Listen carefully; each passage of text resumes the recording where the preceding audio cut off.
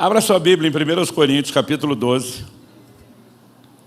1 Coríntios, capítulo 12, a partir do verso 1.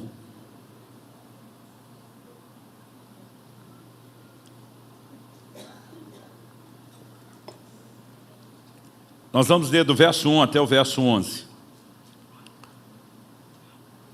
Depois a gente volta detalhando os versículos. Irmãos, não quero que vocês estejam desinformados a respeito dos dons espirituais. Muitas versões dizem, não quero que sejam ignorantes a respeito dos dons espirituais. Vocês sabem que quando eram gentios, se deixavam conduzir aos ídolos mudos conforme vocês eram guiados. Por isso, quero que entendam que ninguém que fala pelo Espírito de Deus afirma anátema Jesus. Por outro lado, ninguém pode dizer Senhor Jesus, senão pelo Espírito Santo. Ora, os dons são diversos, mas o Espírito é o mesmo. E também a diversidade nos serviços, mas o Senhor é o mesmo. E a diversidade nas realizações, mas o mesmo Deus é quem opera tudo em todos. A manifestação do Espírito é concedida a cada um, visando um fim proveitoso. Porque a um é dada mediante o Espírito a palavra da sabedoria. A outro, segundo o mesmo Espírito, a palavra do conhecimento. A um é dada no mesmo Espírito a fé, a outro no mesmo Espírito dons de curar, a outro operações de milagres, a outro profecia, a outro discernimento de espíritos. A um é dada a variedade de línguas e a outro capacidade para interpretá-las. Verso 11, mas um só, e o mesmo Espírito, realiza todas essas coisas, distribuindo-as a cada um, individualmente, como Ele quer. No capítulo 14, o apóstolo Paulo vai abordar a edificação que pode acontecer na igreja, quando fluímos de forma correta nos dons, e no verso 7 ele apenas fala de um fim proveitoso. Esse fim proveitoso envolve tanto a edificação das pessoas, como a exaltação de Deus e do senhorio de Jesus. Mas eu quero começar chamando a sua atenção para a primeira frase do verso 1. Não quero que vocês estejam desinformados a respeito dos dons espirituais. A maior parte das traduções simplesmente apresenta a expressão a respeito dos dons, eu não quero que vocês sejam ignorantes. E, particularmente, eu gosto um pouco mais do tom da expressão desinformado, porque nos ajuda a entender melhor o que Paulo está comunicando. A vida inteira, eu li essa declaração de Paulo, em outras versões, sobre não ser ignorante, a partir da ignorância que eu mesmo durante muito tempo tive. Eu tive o privilégio de nascer e crescer num lar cristão, graças a Deus, né? Frequento a igreja desde pequenininho, acho que eu tinha mais hora dormindo em banco de igreja quase do que do berço de casa, mas meus pais frequentavam uma igreja que dava a entender que o Espírito Santo tinha sido sepultado junto com o último dos apóstolos. Que tudo aquilo que você lê no livro de Atos é por uma época distante, passou, que nada mais disso é para hoje, ou seja, não havia ênfase, não havia instrução, não havia orientação a respeito dos dons. Então, durante muito tempo eu fui completamente, absurdamente ignorante sobre os dons. Não sabia quantos dons eram, quantas manifestações do Espírito, seus nomes, não entendia como operava, não entendia o propósito, ou seja, não sabia nada. Aos 15 anos de idade eu fui batizado no Espírito Santo e passei a transitar no meio de um povo esquisito, que não apenas acreditava, mas praticava o fluir dos dons do Espírito Santo. E aí meu aprendizado começou de forma lenta. Muita coisa a gente foi batendo cabeça sem entender como funcionava. Por exemplo, eu lembro que eu e os colegas da igreja, a maioria, todos adolescentes, fomos cheios do Espírito Santo, a gente se reunia para o tempo de oração. E todo mundo estava tão empolgado com a experiência do falar em línguas que a gente ficava conversando, um falando, o outro respondendo. Aí um dia eu estou lendo a Bíblia e falei, quem fala em línguas não fala aos homens, sim a Deus. Eu chamei a turma e falei, gente, sujou. Esse negócio não é para nós falar entre a gente, não, é para falar com Deus. Então era desse jeito, a gente não sabia nada. Nem aquilo que era uma experiência pessoal, nem a respeito dos dons. Mas, não apenas pela compreensão da palavra, mas pela orientação de outros, eu fui muito enriquecido. E foi uma das coisas que me levou a passar da importância a respeito de um ensino e de uma orientação que seja prática. Então, eu comecei a entender que quando Paulo fala sobre não ser ignorante, ele não está falando da ignorância plena, a ignorância que eu tinha. Essa não era a ignorância dos coríntios. Como sabemos que não? Lá em 1 Coríntios, no capítulo 1, o apóstolo Paulo, conversando com a mesma igreja, ele vai usar a mesma palavra que é traduzida como dons no capítulo 12, que no grego é carisma, na seguinte afirmação. Ele diz no verso 7, de maneira que não lhes falta nenhum dom, enquanto aguardam a revelação de nosso Senhor Jesus Cristo. A palavra aqui traduzida dom é carisma. Ou seja, pensa numa igreja que tinha o combo completo, o fluir de todos os dons. Amanhã nós vamos falar um pouco sobre os dons de uma forma mais específica, porque Paulo, nós lemos ali do verso 8 até o 10, ele lista 9 manifestações. Amanhã nós vamos apresentá-las em 3 grupos de 3 dons cada um, ou seja, nós vamos categorizar aí alguns agrupamentos de dons, né? E amanhã eu falo mais sobre isso, mas só a título de introdução, nós temos 3 dons que chamamos de dons de revelação. Palavra de sabedoria, palavra de conhecimento e discernimento de espíritos. Nós temos 3 dons que chamamos eles de dons de poder. Dom da fé, operação de milagres e os dons de cura. E temos 3 que chamamos de dons vocais, né? Alguns chamam, né, de inspiração. Eu gosto de me dirigir a eles como vocais, porque são manifestações verbais, profecia, variedade de línguas e interpretação de línguas. Por que estudá-los em grupo? Porque eles funcionam de uma maneira muito parecida e amanhã a gente dá toda a base bíblica. Eu, como não sabia nada disso, eu era pessoa totalmente ignorante. A igreja de Corinto tinha o combo completo. Para Paulo falar, nenhum dom vos falta, ele dizia, está rolando de tudo aqui. Os 3 dons de revelação, os 3 de poder, os 3 vocais. Ou seja, um ambiente onde os dons operavam, eles não eram ignorantes no sentido de ignorar a existência. A ignorância era outra. Qual era a ignorância deles? Pelo volume de correção, que vai se concentrar mais no capítulo 14 até do que no 12, nós percebemos que Paulo está enfatizando um elemento, que eles não deveriam ignorar o funcionamento correto dos dons. Ou seja, a igreja não precisa apenas saber que tem dons, ela precisa entender qual é o funcionamento correto. Então Paulo vai dizer, quando um estiver profetizando, se for revelado algo ao outro, o primeiro dá a vez. Ele diz, mas quando vocês forem falar aos profetas, 2, no máximo 3. Não vai profetizar, todo mundo está na reunião. Ele diz, os outros são os outros profetas, julguem. Ele está dizendo, porque essas manifestações também precisam de supervisão. A maior parte das orientações são de ordem prática. Paulo diz, vai falar em línguas que haja quem interprete. Se não tem intérprete, fala com você e com Deus. Não é que é proibido falar em língua, mas o seu irmão não precisa ouvir o que ele não vai entender. Então ele está dando orientações práticas a respeito do quê? Do funcionamento correto dos dons. E eu quero mexer nisso porque a maioria de nós ignora o aspecto prático da operação dos dons, que eu já vou adiantar o assunto que eu vou explicar daqui a pouco. Algo que eu aprendi aos 15 anos de idade e me ajudou demais, foi entender que quando falamos dos dons, os resultados podem ser espetaculares, mas o processo é simples. Então não importa se estamos falando da direção do Espírito Santo na nossa vida no dia a dia, ou se estamos falando da operação dos dons, entender isso é uma chave. Tem muito crente que fantasia o que é os dons. Então assim, ele fica olhando, ele pode estar num ambiente onde os dons são praticados, exercidos, mas ele pensa, isso é para qualquer um, menos para mim. Né? É quase como uma percepção, esse negócio está tão longe, é tão difícil, que eu não vou dar conta. Então assim, a gente tem uma teoria lá em Curitiba, que a maioria dos pastores concordam, que célula difícil de multiplicar é célula boa. O que é célula boa? É o nosso conceito de antigamente, life group, né? Vamos usar a linguagem aqui. Cara, quando você tem um líder que ele tem palavra boa, ele sempre tem conselho, ele tem direcionamento, ele tem maturidade espiritual, e de alguma forma conseguiu ter naquela célula até louvor e adoração, ministro de louvor e dos bons. Quanto melhor é, de alguma forma os novos vão olhando e dizem, eu nunca vou conseguir ser um negócio desse. E a gente percebia que quando não era tão impactante, era mais simples, elas multiplicavam muito mais. Nós começamos a perceber que esse desenho se manifesta em todas as áreas da vida cristã. Muitas vezes, eu precisei sentar com gente que a gente estava discipulando, treinando e dizer, deixa eu contar para vocês os podres, as mancadas, os erros, as falhas, o que a gente vai passando no processo antes de chegar lá, porque se vocês acham que vão dar um salto, vocês vão se frustrar, e alguns acreditam que o salto não é possível. Então, deixa eu falar sobre os dons. Nós precisamos entender a simplicidade do processo. Porque se isso for entendido, você vai dizer, eu também consigo, eu também posso.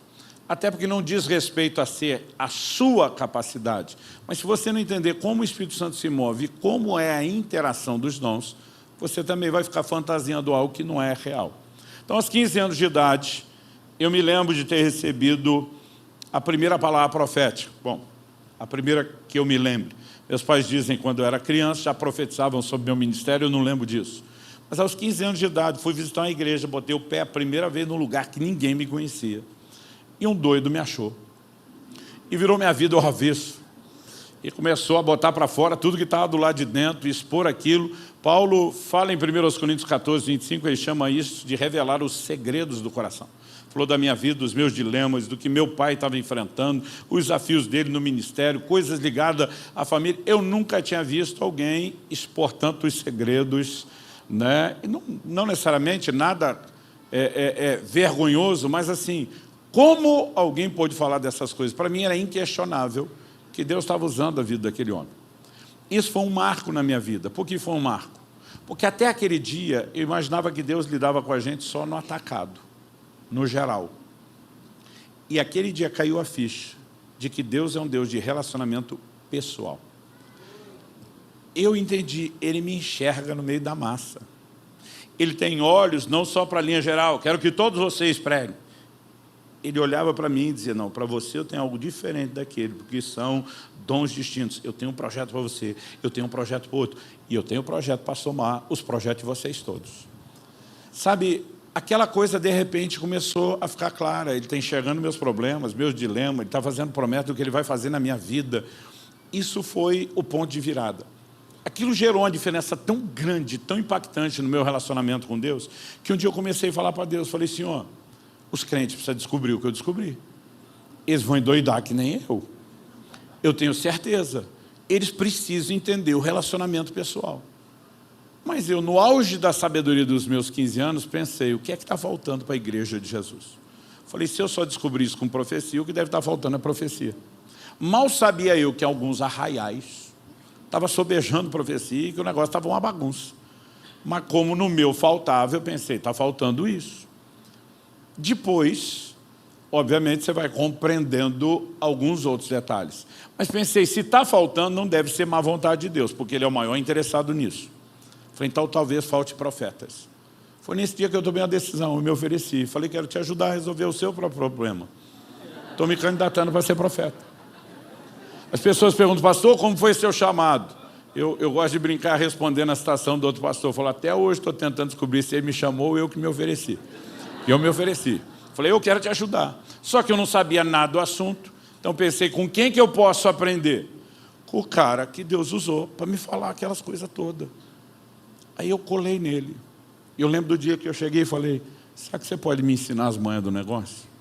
Eu quero profetizar que nem você profetiza. Porque a essa altura eu já tinha visto ele virar a vida dos outros no avesso também, não era só a minha. Aliás, eu já tinha visto Deus usar tanto a vida dele, que eu lembro do dia que eu falei, ó, quando você fala, Deus me disse, eu já nem duvido mais. Porque no início eu duvidava bastante. Dizer, será? Eu ficava pensando, será que tem margem de acerto, margem de erro? Essa deu certo, a outra não vai dar. Eu tinha muita desconfiança. Mas depois de ver, eu lembro que eu cheguei e falei, cara, me ensina, me dá o caminho das pedras, me ensina as manhas do negócio. Eu também quero profetizar. Ele falou, Luciano, se você quer, e quer muito. Ele falou, eu vou partir do pressuposto que Deus está trabalhando isso em você. Eu falei, é mesmo? Eu falei para ele. Ele falou, a Bíblia diz que Deus opera em nós o querer e o realizar segundo a sua boa vontade. Então ele falou, no meio do caminho talvez você vai precisar de uns filtros, que é avaliar motivações, entender processos, mas via de regra, ele desperta em nós desejos. Então, eu vou tratar como se você fosse de fato o candidato que Deus quer usar. Eu falei, que ótimo, porque eu tenho um monte de pergunta para fazer. Como que é a voz de Deus? É voz de homem, é voz de mulher? É sempre a mesma voz? Eu falei um pouco dessas coisas aqui, alguns meses atrás, num Power Night, falando mais sobre a liderança pessoal do Espírito Santo. Eu falei, como é que é? Porque quando alguém dizia, Deus me disse, eu imaginava um cara andando por aí ouvindo vozes. E era assustador, mas era o que eu imaginava. E eu comecei a perguntar, como que é? Ele falou, não, eu não ouço com o meu ouvido. Eu falei, como é que é? Você não ouve com o ouvido, você ouve com o quê? Ele falou, não, Deus fala comigo do lado de dentro. Eu falei, então você tem um ouvido lá de dentro, além dos dois de fora. Ele falou, não, não é. É uma coisa mais simples. Ele falou, Luciano, você vai ter que desmistificar o que você imaginou. E aí eu falei, mas se não é um ouvido dentro, como é que ouve? Ele falou, vamos mudar a ideia do ouve e tentar explicar o seguinte, pensa uma coisa simples, parecida com um pensamento ou um sentimento. Quando ele falou isso, me ofendeu. Porque foi como se alguém chutasse os castelinhos de areia que eu tinha fantasiado. Eu falei, peraí, se é tão parecido com um pensamento ou sentimento, o que garante que não é você pensando ou sentindo? Ele olhou para mim e falou, aquela palavra que eu te der era eu pensando ou sentindo. Eu falei, não, aquela foi boa pra caramba. Porque você não tinha como saber nada daquilo, sem chance de ser você pensando ou sentindo. Ele falou, eu só estou tentando simplificar o processo. Resultado pode ser espetacular, processo é simples. Então ele falou, eu preciso te ajudar a entender essa simplicidade, senão você não vai a lugar nenhum. Porque se você não entender como é que o Espírito Santo fala, você não vai ser um bom parceiro para ele. Aí ele olha para mim e ele teve muita sabedoria usar isso. Ele falou, você tem certeza da sua salvação? Eu falei, tenho. Ele falou, quanto? Eu falei, muita. Se morresse hoje, eu falei, não importa o jeito. Na hora, eu estava do lado de lá, ia me encontrar com o Senhor Jesus, não tenho dúvida. Ele falou, como é que você sabe?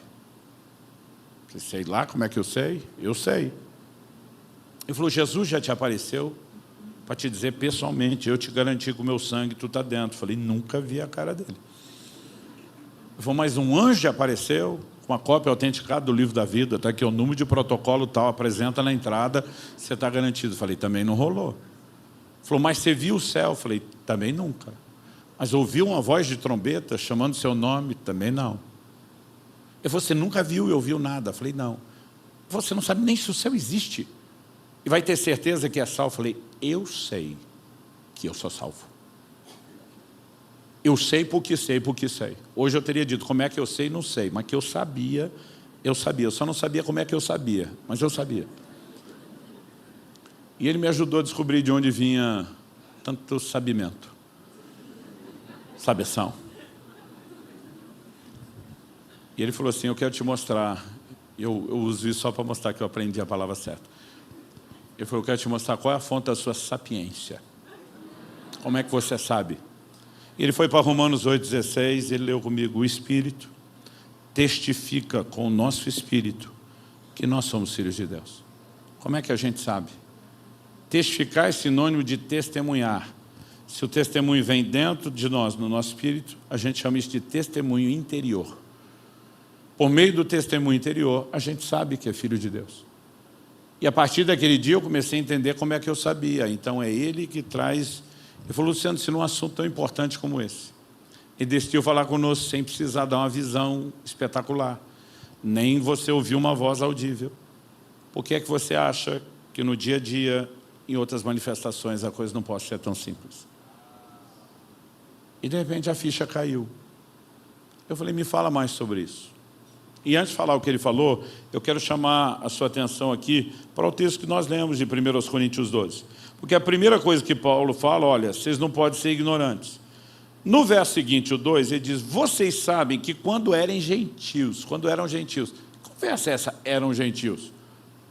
Paulo está falando com a igreja de Corinto, na Grécia. O que é um gentio? Todo não judeu é um gentio.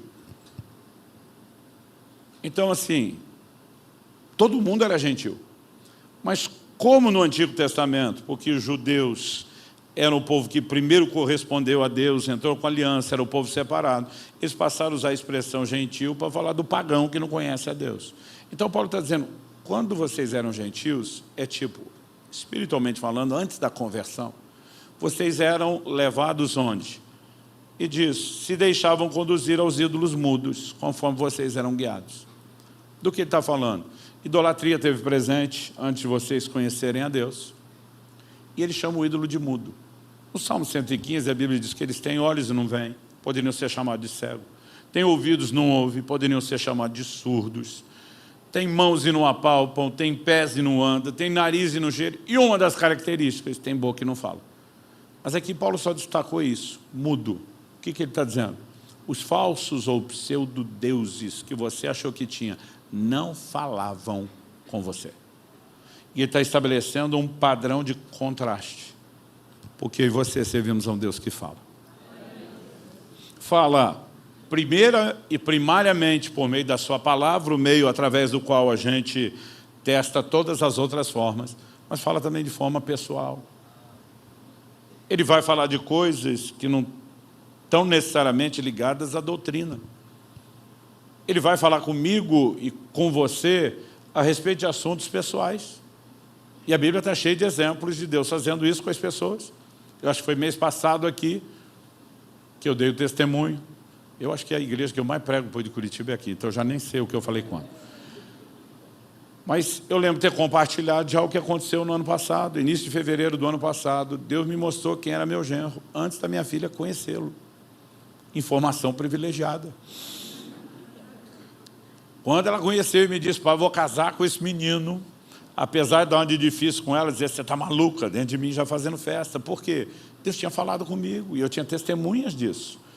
Então Deus pode falar de forma muito pessoal. E no dia a dia eu e você vamos precisar de diretrizes. Jesus disse, ide por todo mundo, prega o evangelho.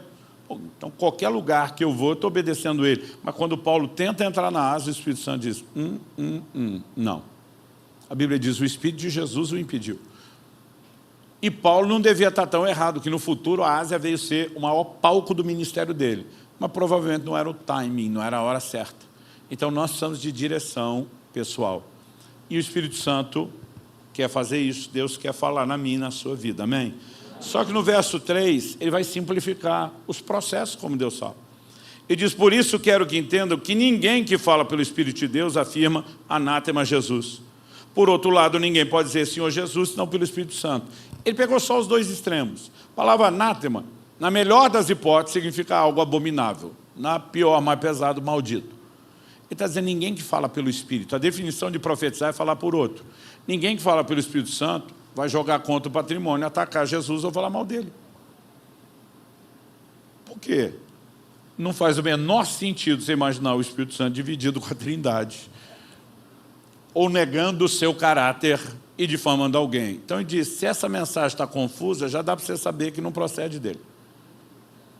O Espírito Santo nunca vai contradizer a palavra que ele mesmo inspirou. Outro dia um falou para mim, não, Deus falou comigo. O quê? Que essa mulher que eu tenho, quem me deu foi o Satanás, não foi ele, que ele vai me dar uma dele. Eu falei, tá bom que eu vou cair nessa sua. Que o Espírito Santo que inspirou, tudo que inspirou sobre o casamento é ficar com essa conversa mole sua. Sabe, nós temos parâmetros para poder avaliar. Então não é porque alguém falou, que Deus falou, que você tem que engolir. Aliás, a Bíblia diz, falem os profetas, outros julguem. Toda profecia tem que ser submetida a julgamento. E o propósito da profecia também não é dirigir a sua vida. A Bíblia diz que os que são guiados pelo Espírito de Deus são filhos de Deus. Normalmente o contexto da profecia tem muito mais a ver com confirmar do que dirigir. Mas esse é assunto para amanhã. Vamos voltar aqui. Então ele diz, se atacou o patrimônio e falou mal de Jesus, não é Espírito Santo. Por outro lado, ninguém pode dizer, Senhor Jesus, promoveu o senhorio de Cristo, a não ser pelo Espírito Santo.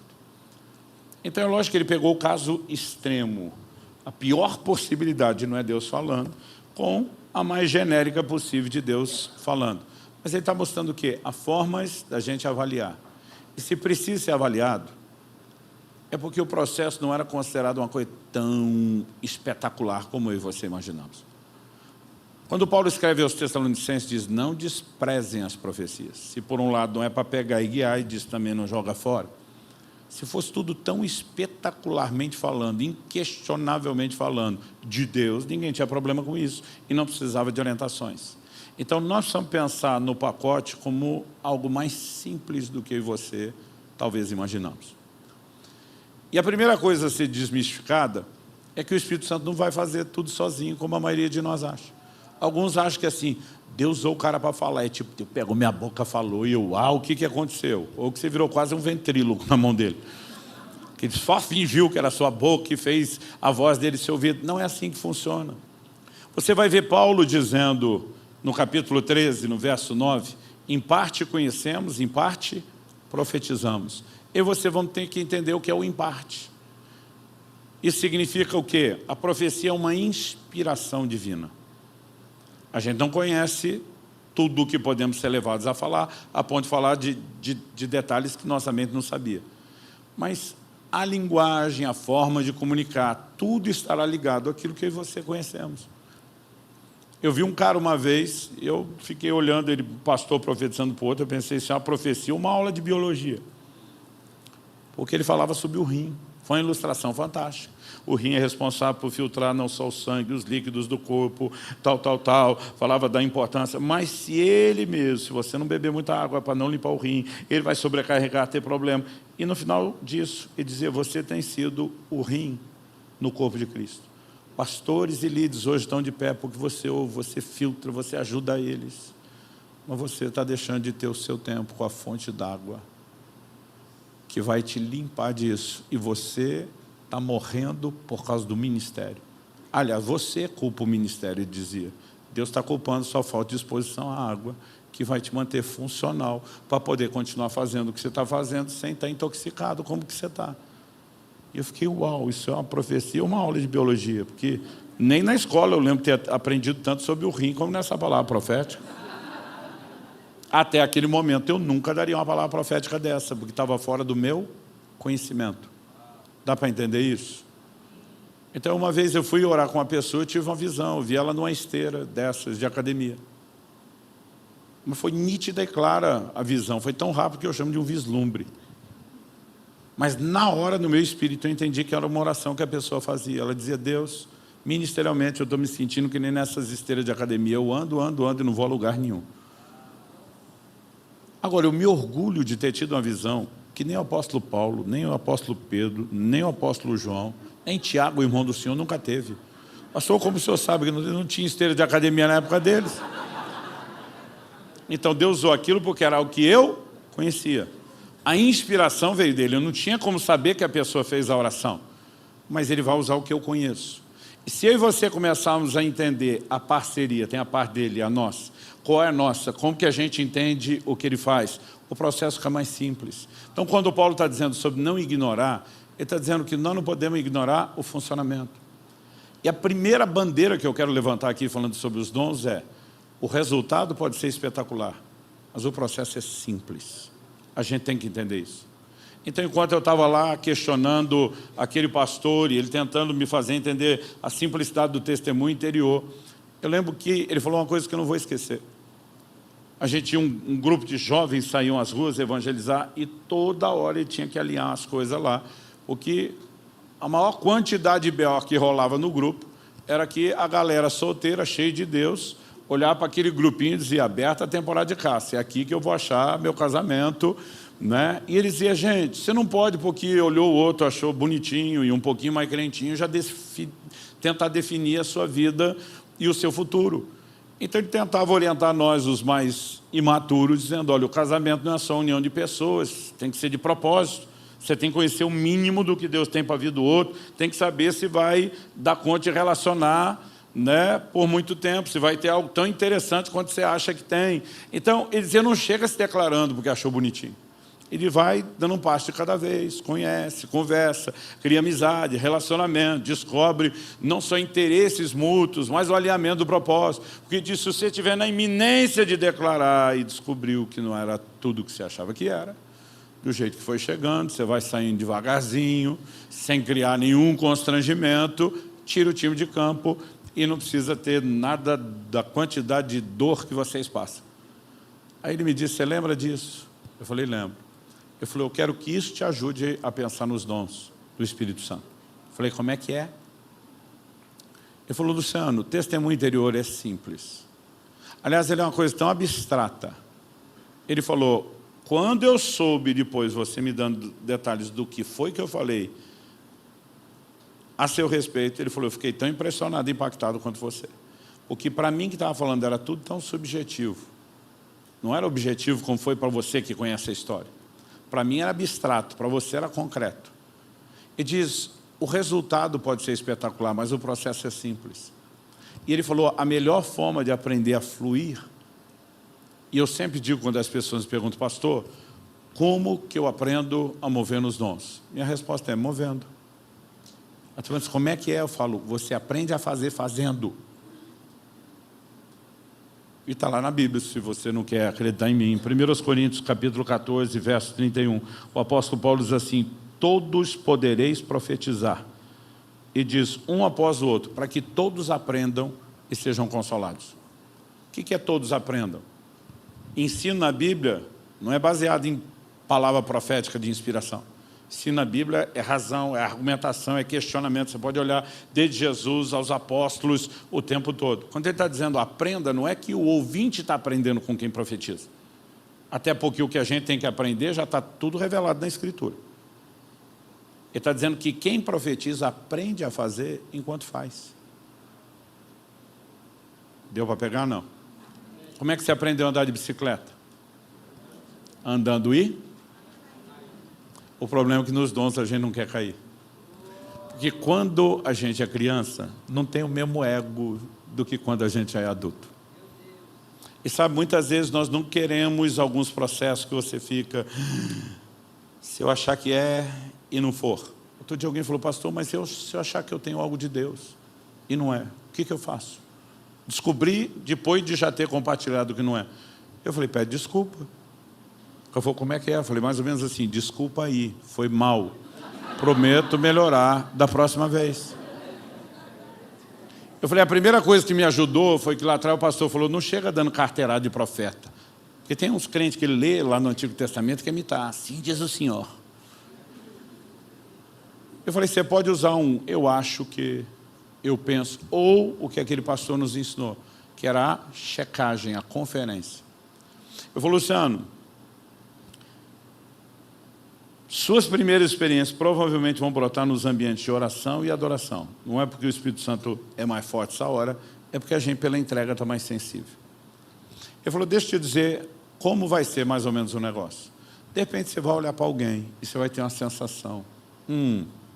Os pentecostais tinham uma frase para isso. Tem mistério. O que é o tem mistério? É uma desconfiança profética. Desconfiança, porque você ainda não tem certeza de nada. Aliás, eu aumentei a frase desse pastor que ele me orientou, e eu falei que você vai olhar para alguém e vai ter uma sensação mais ou menos assim, parece que talvez, quem saiba, pode até ser, que Deus esteja querendo falar alguma coisa que eu não sei bem direito o que é. Mistério, é a desconfiança. Ele falou, bateu isso, começa a orar e procurar entender. Ele falou, você não vai entender tudo. Primeiro, porque nem a gente está tão sintonizado. Segundo, tem hora que Deus não quer que a gente saiba. Eu lembro de uma vez que eu fui pregar em outro estado. Quando eu entrei na casa que me receberam, nunca tinha visto ninguém, não conhecia ninguém, né? Apenas soube, esses são os anfitriões, acabei de conhecer. Fui para o quarto deixar as malas, falou, pastor, nós saímos tanto tempo, o senhor tem tempo para descansar aí, fica à vontade.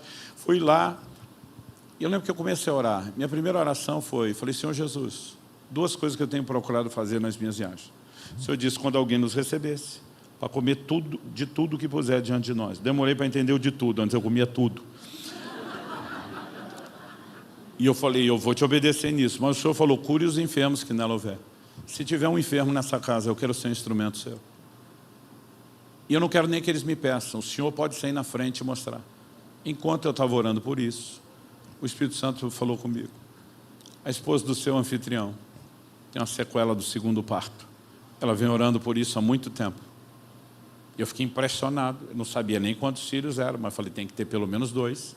Ou um parto, ainda que se não houver um filho que deixou alguma sequela. Mas eu fiquei dizendo para Deus, me dá mais detalhes. E dizer, por que você quer detalhes? Eu dizer, porque eu quero impressionar. Eu quero provocar a fé dela. Eu quero que essa mulher saiba que ela está recebendo um profeta de Deus em casa.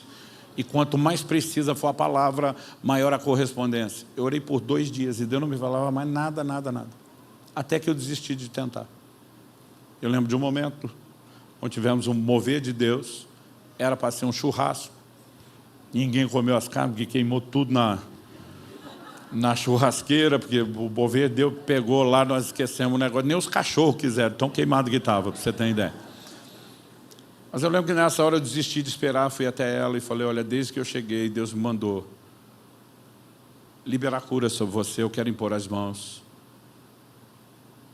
E falei, eu quero que você e o seu marido saibam que Deus foi muito específico, Ele me disse que é uma sequela do segundo parto. E eu fiquei quieto esses 2 dias, porque eu estou pedindo para ele detalhes. E eu queria detalhes para te impressionar, para dizer, o homem de Deus chegou sabendo tudo. Mas de alguma forma Deus não fala mais nada. Quando eu falei isso, a mulher começou a chorar. Ela falou, pastor, nesses anos que eu oro, uma das poucas coisas que eu peço a Deus é, quando o Senhor enviar alguém para ministrar minha cura, não dê detalhes. E daqui a pouco eu pensei que podia ser algo bem pessoal. E que o encherido era eu. Então às vezes a gente quer inventar as coisas que não precisa. E bastou impor as mãos e o milagre aconteceu na hora. Sabe, a gente precisa simplificar as coisas. O resultado pode ser espetacular. O processo pode ser simples. Chega uma hora, você tem um nível de segurança que às vezes você não precisa perguntar tanto. Mas ele falou para mim, Luciano, quando você olhar para alguém e bater a desconfiança profética, vai checar, faz uma conferência. Não chega falando que foi Deus, nem você tem certeza. Aí o que eu fiz? Primeiro, você nunca esquece. A gente estava num dia desse, louvou a adoração, chegou um rapaz atrasado. No início eu achei, chamou minha atenção, que chegou depois. Depois estou lá, está chamando minha atenção, que sentou no fundo, não veio. Mas quanto mais eu oro, maior é a desconfiança profética. Parece que talvez, quem saiba, pode até ser, que Deus quer falar alguma coisa que eu não sei bem direito o que é. Aí eu já não tirava mais o olho dele e dizia, Senhor, se for minha hora de começar, eu quero. Fala comigo, fala comigo. E de repente me veio um testemunho interior. Parecia um pensamento, um sentimento, uma coisa vaga, distante. Ele brigou com o pai essa semana. Naquela época, gente, hoje nós temos uma orientação sobre família dentro da igreja que é muito maior. Mas o jovem brigar com o pai em casa não era uma possibilidade, era certo. Eu pensei, isso não é revelação. Todo mundo aqui deve ter brigado com o pai. Mas eu continuo orando. E aí vem dentro de mim, ele não costuma brigar com o pai, como o resto do grupo que você está avaliando. Aí eu comecei a orar mais, então me ajuda a entender. Mas o que ele teve dessa vez, nunca teve antes, nenhuma vez. Ok, Deus, e por que o Senhor iria me mostrar isso? Algo que eu já aprendi, Deus não é fofoqueiro. A Bíblia diz que os dons, a manifestação do Espírito é para um fim proveitoso, tem que ter utilidade. O Senhor me disse, ele está debaixo de culpa e condenação pelo que aconteceu. Ele não quer sair com vocês, evangelizar nas ruas. E eu quero que você o encoraje a entender que diante de mim, o assunto está resolvido. E ele vai ter uma das melhores experiências de evangelismo hoje. Só que em vez de chegar dando carteirada de profeta, Deus me disse, eu lembrei do conselho, daquela coisa de aproximar. Então, eu cheguei um passo de cada vez. E aí, tudo bem? Ele tudo, mas um sorriso amarelo que não convencia, não precisava nem de revelação. Eu falei, tá nada. Eu falei, posso te fazer uma pergunta? Ele falou, pode. Eu falei, por acaso você brigou com seu pai essa semana? Ele já me olhou com a sobrancelha assim um pouquinho diferente. Briguei. Eu falei, mas você não costuma brigar com seu pai? Ele falou, não, é muito raro. Mas a briga essa semana foi tensa, foi como nunca antes. Ele já está me olhando com cara de assustado, olho arregalado agora, não é mais só o sinalzinho da sobrancelha. Eu falei, vocês trocaram ofensa nesse nível. A essa altura ele, como é que você sabe disso? Eu falei, e o seu coração está assim, a ponto de não... Como você sabe? Aí a bola está quicando. Deus me disse! Depois de perguntar tudo. Agora, pastor, se o senhor perguntasse para ele, você brigou com seu pai? Não. Certeza, certeza. Nem na outra semana? Também não. Por quê? Por nada, curiosidade. Te digo, diante de Deus, é o que eu teria feito. Sairia com o rabinho no meio das pernas, quietinho, sem nenhuma exposição, dizendo, em algum momento eu vou ouvi-lo. Em algum momento a coisa vai funcionar. Não existiu nada na minha história, falando do fluir dos dons, tão libertador como esse nível de compreensão, de simplificar o processo. O resultado pode ser espetacular. O processo é simples. Eu falei que o pastor Eibe me deu uma oportunidade de ministrar aos pastores da paz e que ele me deu muito tempo para falar sobre os dons. Então lá a gente ensinava, contava experiência e podia ter o laboratório prático de ir movendo os dons e indo explicando o que estava acontecendo. E teve uma hora que eu estava orando, não contei isso aqui, né? Foi só na outra. Ok. Tem hora que dá um escreve por cima. Esqueci o nome disso. Se eu falar alguma coisa que eu estou falando de novo, vocês me ajudam. Não você que está ouvindo a primeira vez, que não sabe o que eu falei antes. Tem hora que a gente pergunta, falou não, eu digo, mas estava no outro, não. A gente estava num momento e começamos a ter um mover de cura. A gente estava falando sobre os dons de poder, os dons de cura, e o pau começou a quebrar, as curas rolando. Daqui a pouco, eu olho na primeira fila, que era onde o pastor Eibe estava, sumiu o pastor Eibe. Não sei porque eu pensei em olhar para ele ou procurar, mas aquilo me chamou a atenção.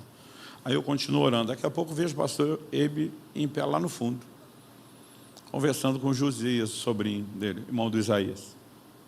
É coisa rara você ver o Eibe falar com alguém na hora da reunião. Eu já tentei, já levei umas invertidas. Com amor e carinho, como ele sabe fazer. Tipo, depois. Aí eu vejo dois conversando, isso me chama a atenção. Mas estou percebendo que o que está me chamando a atenção não é só o que não é comum, ele não está aqui, ele está lá, ele não costuma conversar. Eu percebi que era Deus chamando a minha atenção. Em algum momento eu falei, Deus, o Senhor tem. E no meu espírito veio uma convicção, não ouvi uma voz, eu não tive uma visão. Era só uma convicção. Você tem que se meter naquela conversa agora. Eu falei, eu estou pregando. Ele pode conversar, eu não... Mas a convicção era tão nítida que eu corri para lá. Eu literalmente corri pelo corredor. Eu lembro do irmão que me agarrou pelo braço. Ora comigo. Falei, agora não. E eu fui, mas sem nem saber o que eu vou fazer. Oi, gente, posso conversar com vocês enquanto todo mundo... Eu não sabia. Mas eu já aprendi que você não precisa ter um plano para tudo. Normalmente você tem que obedecer o impulso. E eu já vou detalhar o porquê essa interação é importante. E, de repente, quando eu cheguei, falei, desculpa, eu vim interromper a conversa de vocês. Algo brotou lá de dentro. E eu simplesmente me vi falando para o Josias, você tem pensado isso, isso, isso? Você tem sentido isso, isso, isso? E você tem questionado uma direção de Deus sobre isso. Você chamou ele para conversar não como tio, mas como um discipulador esperando a direção de Deus. E ele te disse que tinha uma resposta de Deus, e disse que a resposta era essa, essa, essa, e que Deus ia mandar alguém para confirmar, está aí a confirmação que você quer. Toma, virei as costas e voltei. Eu já tinha achado legalzinho, mas assim, não fiquei impressionado. Falei, de onde saiu isso tudo? E normalmente eu filtro, eu processo, aí eu questiono. Falei, ué, ninguém brigou comigo, nós vamos saber depois. Terminei de ministrar, quando acabou a sessão, eu lembro que eu sentei do lado dele. Quando sentei do lado dele, ele falou para mim, o Espírito Santo existe. Eu falei, o senhor tinha dúvida disso? Ele falou, não, só estou tentando falar de uma forma mais contundente do que aconteceu. Eu falei, do que aconteceu onde? Ele falou, que você foi falar com o Josias. Eu falei, me conta o que aconteceu. Eu lá tinha ideia. Falou, Luciano, eu senti de Deus de levantar e de abordá-lo. Eu senti que ele vinha querendo conversar comigo, não tocava no assunto, mas que Deus queria me usar na vida dele. E ele falou, olha, eu não vou falar com o senhor como tio, mas vou esperar na direção de Deus. Tenho pensado isso, tenho sentido isso. Meus dilemas são esses. E eu preciso de uma palavra de Deus. E ele falou, eu dei para ele uma palavra. Eu falei, essa palavra é de Deus, Deus vai confirmar. Ele falou, eu terminei de falar, você chegou, repetiu tudo que ele falou, repetiu tudo que eu falei e virou as costas. Eu falei, o senhor está de brincadeira. Aí até ele me olhava assim, eu falei, foi desse jeito. Porque ao que você vê o resultado, você fala, foi top pra caramba. Eu conto para todo mundo até hoje. Até ele me contar o que aconteceu, eu não tinha a menor ideia. Onde eu quero chegar com isso? Quando muitas vezes Deus nos provoca, eu e você precisamos entender a importância da interação. O Espírito Santo não vai fazer nada sozinho. O que dizer quando falamos dos dons? Há uma parceria entre o Espírito Santo e o homem. Eu e você não podemos nada sem ele. E ele decidiu que ele nos traria para o processo e que ele não ia fazer tudo sem a gente. Como isso funciona? Em parte conhecemos, em parte, ok, ele nos inspira, mas eu e você temos que corresponder. 1 Timóteo 4,14, Paulo diz, não seja negligente para com o dom que é em ti. A palavra dom ali é carisma. Se o dom operar sozinho, por que é que Paulo ia acusar Timóteo de negligência? Agora, se ele está falando sobre não ser negligente, é porque tem a nossa parte, não só a dele. Dá para entender? 2 Timóteo capítulo 1, verso 6, ele diz, reaviva. Outra tradução diz, desperta o dom que é em você. Ele não falou, Timóteo, ora aí para o Espírito Santo acordar o dom. E diz, você desperta. Por que ele está mandando o Timóteo despertar? Porque quem botou o dom para dormir foi Timóteo, não foi o Espírito Santo. Ele está dizendo, você tem que fazer a sua parte. A palavra dom ali, de novo, carisma. Então você vai observando nas Escrituras, e eu entendi algo, o pastor não me explicou isso, mas eu entendi algo lendo a Bíblia, sobre o que aconteceu lá nos meus 15 anos de idade. Foi compreender a interação, que é a nossa responsabilidade. Samuel está lá, na casa de Deus, ele acorda com a voz, chamando ele pelo nome, Samuel, Samuel. Ele levanta, e ele não está achando que é Deus. Ele vai atrás de Eli. O senhor me chamou? Chamei não, Piá. Essa é a tradução paranaense da Bíblia. A gente chama o garoto de Piá. Pode voltar a dormir.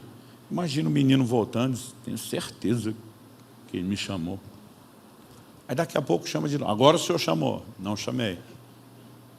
O senhor está de brincadeira comigo? Não. Vá dormir, menino. Eu já me imagino no lugar dele. O velho está me trollando. Daqui a pouco, agora chamou. Também não. E a essa altura, porque a Bíblia diz que as visões eram raras e não muito frequentes. Essa altura o discernimento já velho, gasto e enferrujado de Eli, lembra de quando Deus falava na casa. Ele diz, menino, vamos fazer o seguinte, eu não te chamei as 3 primeiras, e eu não te planejo chamar de novo. Se você ouvir alguém te chamar, não sou eu. Se você ouvir de novo, você vai dizer assim, fala o que o teu servo ouve. E quando Deus chamou a 4ª, Samuel disse, fala que o teu servo ouve. E Deus falou, agora pergunta.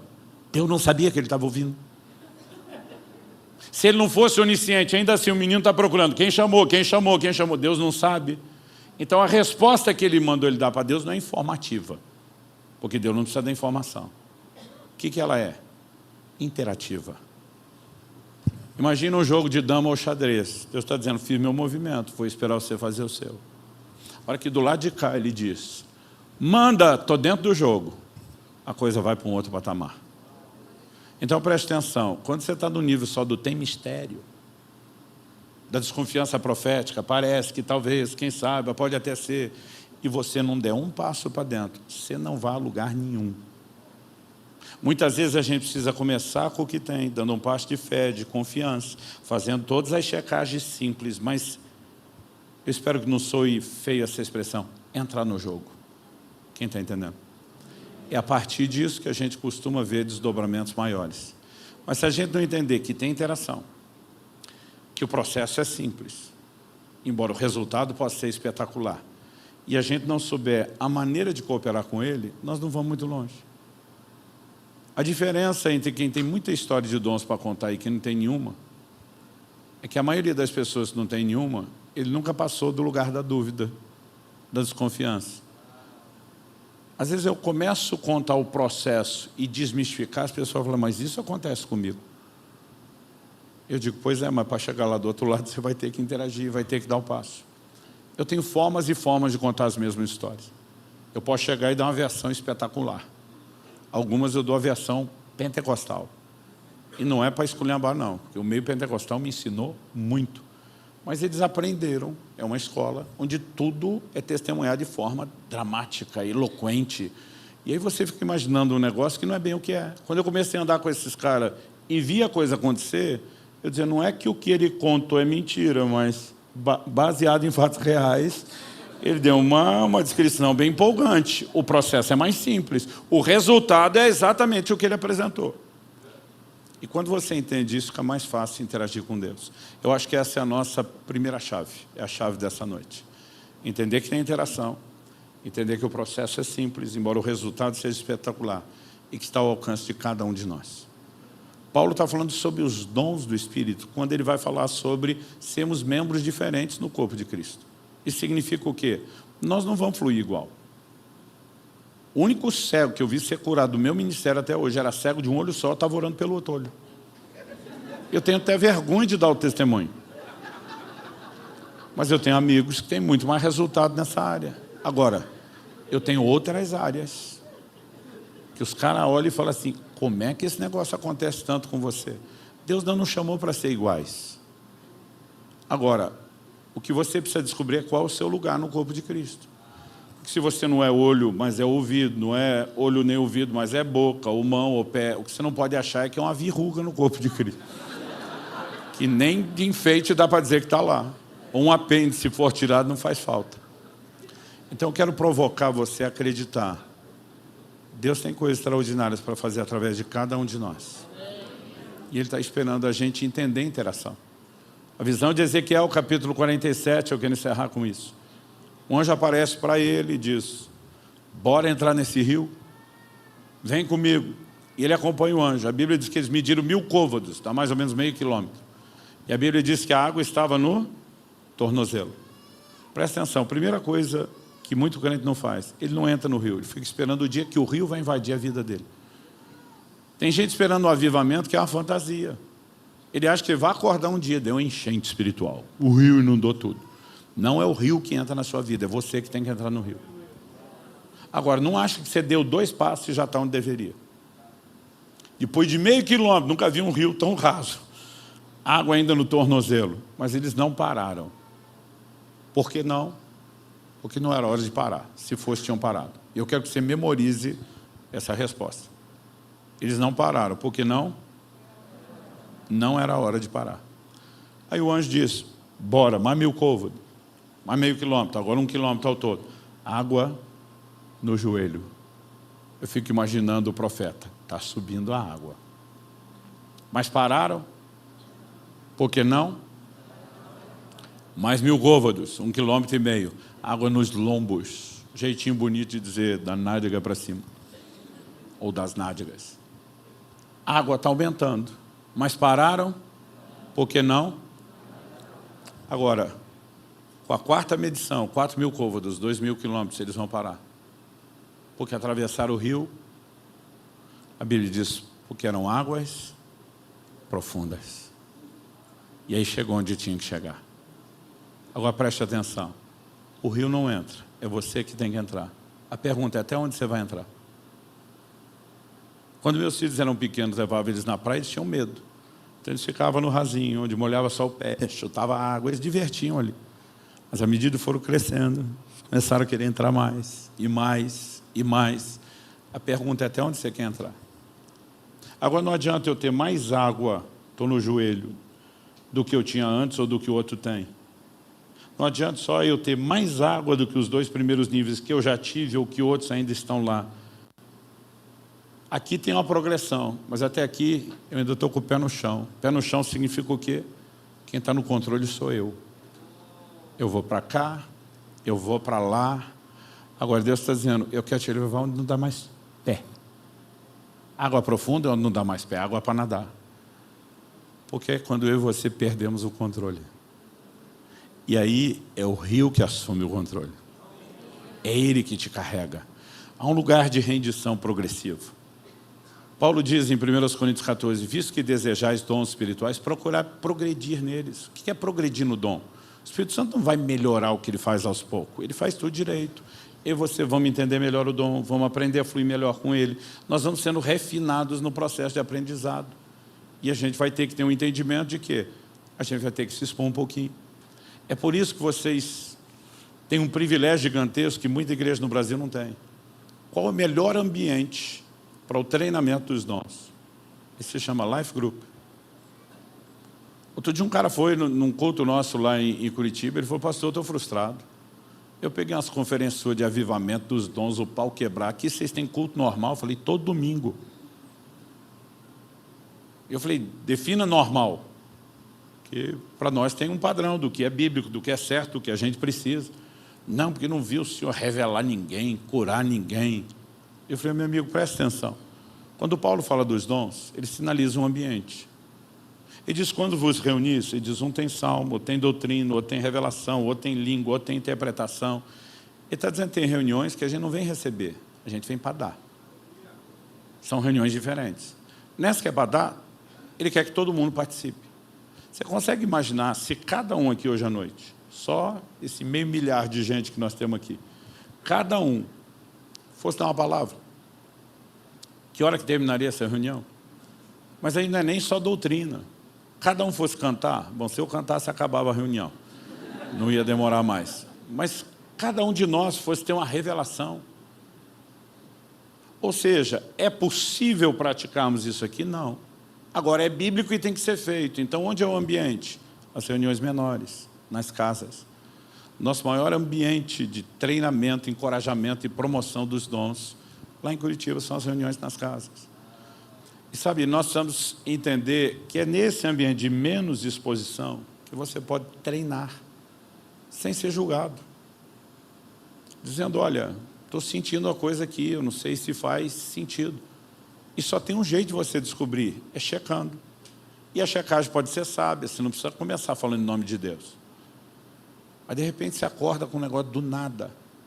Ou vem, porque a gente tem mania, é da minha cabeça. Tem hora que eu penso assim, só tem um jeito de descobrir se é. Eu entrei um dia no meu escritório, entrei para pegar, escritório de casa, não era de trabalho, entrei para pegar um documento, me vem um negócio, liga para fulano. Um pastor amigo meu aqui de São Paulo. Primeira coisa que homem pensa, porque o nosso poder relacional é um pouco menor do que o das mulheres. Ligar para quê? Primeira coisa que você pensa, tenho nada para resolver. É raro o homem ligar e dizer, está tudo bem. O que você quer? Nada, só para nós papear para a gente é objetivo demais. Primeira coisa que eu pensei, ligar para quê? E aquele negócio, liga. Eu falei, eu não quero, não é do meu feitio. Eu já deduzi, Deus está me incomodando. Passei a mão no telefone, liguei. Quando ele atende do outro lado, ele disse, que surpresa você me ligando. Eu que não sei porque eu estou ligando, nem o que eu vou falar, digo, pois eu estou tão surpreso quanto você. Só que a hora que eu dei o passo, ele atendeu e entrei. Veio outro movimento. Pergunta se ele acabou de fazer uma oração pedindo uma provisão de R$3.000. E agora a coisa está ficando específica. Eu falei, por acaso, antes de eu ligar, você tinha feito uma oração a Deus pedindo uma provisão específica de R$3.000? Primeiro um silêncio. Depois uma voz emocionada dizendo, eu tinha acabado de fazer a oração quando o telefone tocou. Pensei, Deus me usou para confirmar que ouviu. Aí aquele testemunho interior diz, pega a conta e transfere. A primeira coisa que eu pensei, o que é que eu tenho a ver com isso? Pediu para tu, não foi para mim? Mas eu falei, ele estava certo sobre ligar, ele estava certo sobre o resto, ele está certo sobre tudo. Falei, me passa seu número de conta que eu vou transferir os 3.000. Aí meu amigo do outro lado, em vez de ajudar, ele disse, o que é que você tem a ver com isso? Falei, estava pensando a mesma coisa. Eu falei, quando eu te liguei, eu tinha como saber que você tinha acabado de orar? Não. Eu tinha como saber o valor pelo qual você tinha orado? Ele falou, impossível. Falei, pois é, a mesma voz que mandou te ligar, que disse que você orou, que disse pelo quanto você orou, mandou eu transferir. Você vai brigar com a voz? Anota aí. Um dia eu falei isso, um engraçadinho oportunista gritou, liga para mim. Falei, vai orar primeiro. Vamos ficar em pé para parecer que está acabando.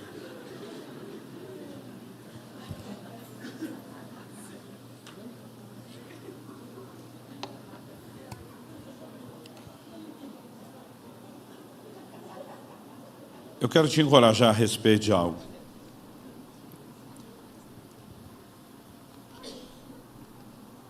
Essa clareza básica inicial é uma faísca de ignição. Mas você está num ambiente de ativação.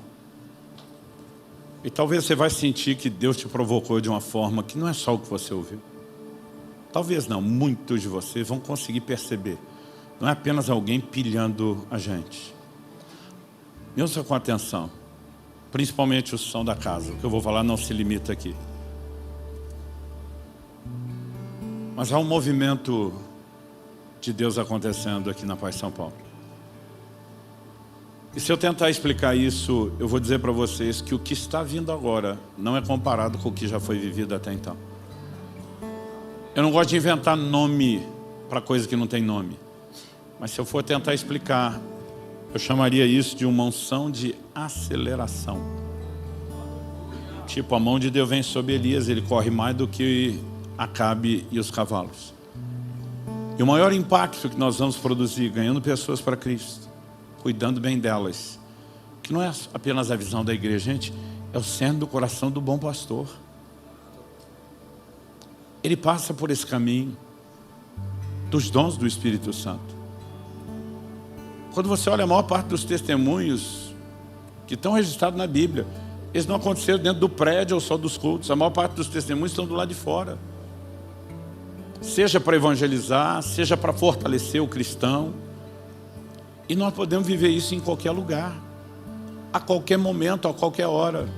A gente precisa aprender a estar aberto a Deus, receptivo a Deus. Eu já vi bagunça em restaurante, em avião, em lugar que você nem imagina. De abordar a gente e dizer, olha, você não me conhece, e eu não te conheço.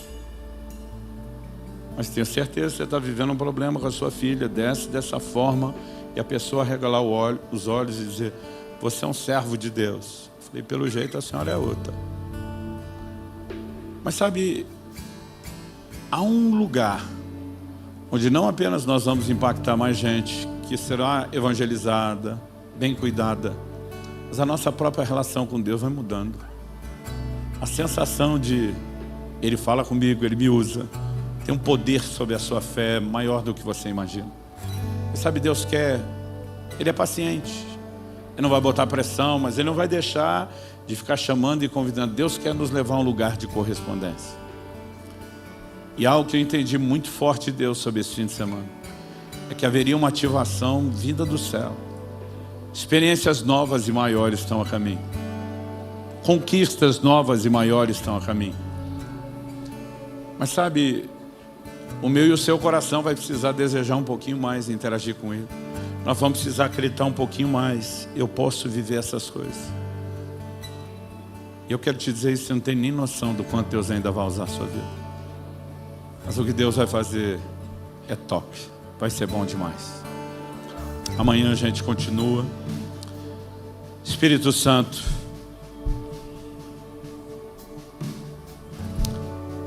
a sua presença, o seu mover nesse lugar inquestionável. Nós só te pedimos que não se limite aqui e agora, nem só a segunda sessão da conferência, seja qual for o horário que cada um vai escolher amanhã. Nós oramos por um novo tempo. Nós oramos por dias de rompimento. Nós oramos por dias de ativação. Nós oramos por dias de enchimento do Espírito Santo. Nós oramos por dias de restauração da sensibilidade que muitos perderam ao longo do caminho. Nós oramos que o Senhor provoque a fome, o anseio, sopra sobre nós. Aqui e agora, mas não só aqui e agora. Eu quero que você comece a falar com Deus, do seu jeito, da sua maneira, como você entender que devo. Os músicos vão ministrar e por enquanto vou pedir que você não cante. Vou pedir que você ore. Há um ambiente de liberação dos céus. Para alguns será uma nova unção, uma nova percepção, o resgate da sensibilidade. Para alguns será a liberação de dons que você nunca experimentou. Para outros será um reavivar deles. Eu sinto que alguns vão ser tocados por Deus com uma fome, um desespero por Ele, de uma forma como você ainda talvez não viveu. Eu só quero te pedir, se expõe um pouquinho e deixa que Ele toque a sua vida. Ore como se achar melhor, em pé, sentado, de joelho, em voz baixa, em voz alta. Português, na linguagem sobrenatural de oração. Vem, Espírito Santo. Vem sobre cada um de nós.